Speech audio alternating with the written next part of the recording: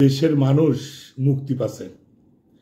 আজকে দেখতেছি যে শত শত মানুষ বিভিন্ন জায়গায় ন্যায্য অধিকার মানে পূর্বে যারা অন্যায় করেছে তারা ধরে পিটায় মারতেছে।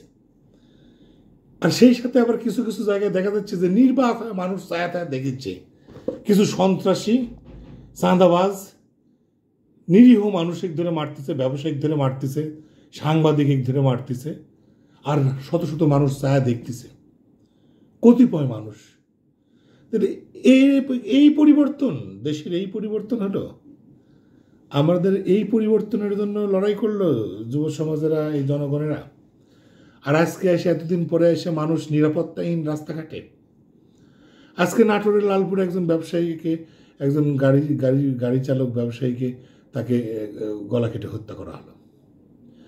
আজকে গাজীপুরের মতো জায়গায় এক সাংবাদিককে পুলিশের সামনে ইট দিয়ে পিটায় থেতলে দেওয়া হলো। একই জায়গায় তাড়ায় ধরে দোকানের মধ্যে শত শত হাজার হাজার লোকের মধ্যে সে বড় বড় অস্ত্র, চাপাতি, আরো সব কি সব অস্ত্র। আরে ভাই, মগের মুল্লুক, আসলেই মগের মুল্লুক। তাহলে এই যে আমার বিশেষ বাহিনী যে সব মাঠে আছে, বাহিনীর কামটা কি? হ্যাঁ, চৌকিদারের মতো অবস্থা হয়ে গেল দেশের। বিভিন্ন পুলিশ বাহিনী সহ বিভিন্ন বাহিনী চৌকিদারের মতো অবস্থা হয়ে গেছে। হ্যাঁ, চৌকিদার দোকানদাররা যেরকম কোনো কামের না, হ্যাঁ, পাড়া পাহারা দিতে পারে না, চুরি করে নিয়ে যায়। প্রকাশ্যে দিবালোকে এরকম খুন জখম ঘটনা করতেছে। আর যা আগে ছিল ততই বছর, সেই ততই বছর।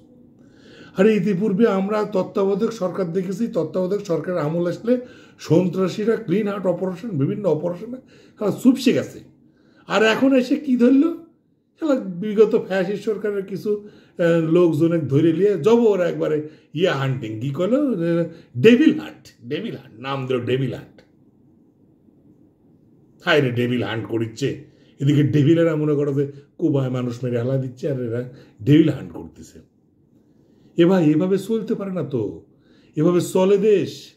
হ্যাঁ, সাংবাদিকের এত কিসের ঠেকা পড়েছে নিউজ করার? আরে অফিসগুলোকে আমি বলতে চাই, সংবাদ ভিত্তিক বিভিন্ন অফিসগুলোকে বলতে চাই, ভাই আপনারা সাংবাদিকদের জানার নিরাপত্তার জন্য চাপ দিবেন না। আমরা এত নিউজ করার জন্য ঠেকাত পড়িনি। সাংবাদিকদের এত নিউজের আমার দরকার নাই। আমরা আলু পেটু বেগুন পটলের নিউজই দরকার। বিপ্লবী হতে যায় এইরকম পরিণতি হলে সংসার দেখবি কেটা, সাল বউ দেখবি কেটা ভাই? আমরা আজকে সত্যি কথা বলতে পারতেছি না, আগেও পারিনি, এখনো পারতেছি না। তাহলে কিসের বাক স্বাধীনতা, কিসের কলমের স্বাধীনতা, কিসের আপনারা কিসের ইয়ে করলেন? আজকে আগের থেকে বলে ভালো আছেন, দেশ ভালো এগিয়ে যাচ্ছে, কিসের এগিয়ে যাচ্ছে? কি হচ্ছে এগুলা? হ্যাঁ, আপনার দেশের নিরাপত্তা দিতে পারেন না, আপনি পদত্যাগ করেন। ইউনুস সাহেব আপনি যান, চলে যান, আপনার দরকার নাই তো। নতুন লোক দেন, নতুন লোক দেন। শক্তিশালী আমরা রাষ্ট্রপ্রধান চাই, রাষ্ট্রপ্রধানের শক্তি চাই। বিগত আপনি একই কথা কন যে দেশের সব যন্ত্র ভেঙে পড়েছে, এক বছরে সম্ভব না। আরে বাহ, সম্ভব না মানে? সারা জীবনে তোমরা দেখেছি যে সব যন্ত্র ভেঙে পড়েছে। সেনাবাহিনী আসছে, তত্ত্বাবধায়ক সরকার আছে, সব টন টাইট হয়ে গেছে।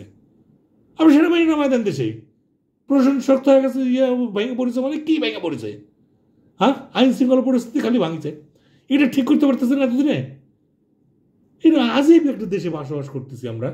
হ্যাঁ, আগে হইলে অমুকের দোয়াই দেয়, অমুকের দোষ, তমুকের দোষ, অমুকের দোষ, এখন আবার তমুকের দোষ। আর ভাই কী পেলেন আপনারা? দেশটা কি তালুক নাকি? আপনারা তালুক নাকি? যা করবেন তাই আপনারে, কিছু বলার নাই। আমরা সাংবাদিকদের অনুরোধ করব, আপনারা বাবা নিউজ করার দরকার নাই, কিচ্ছু করার দরকার নাই। হ্যাঁ, চুপ করে থাকেন, কারণ প্রকাশ্যে কোনোদিনই বিচার হয়নি। এ বাংলাদেশে কারোর বিচার হয় না। বিচার হইতে তো বিচারিক প্রক্রিয়া এই 10 বছর 20 বছর লেগে যায়। হ্যাঁ, অপরাধ করার পর অপরাধীরা তো এই জন্যই তো আরো লাগামহীন হয়ে ওঠে। হ্যাঁ, তো যাই হোক, ভালো থাকেন। ক্ষমতায় যদি দেশ যদি পরিচালনা ব্যর্থ হন, ক্ষমতা ছেড়ে দেন, প্লেন কথা। নতুনদের দেন, ইয়ং সালপালেক দেন, তাও মনে হয় ভালো করবি। হ্যাঁ, ভালো থাকেন সাংবাদিকরা। আপনারা আর অত অত অত অত অত বড়াই করার দরকার নাই, আমরা ভালো নিউজ করতে পারি, দরকার নাই, সংগ্রামের দরকার নাই। ভালো থাকেন।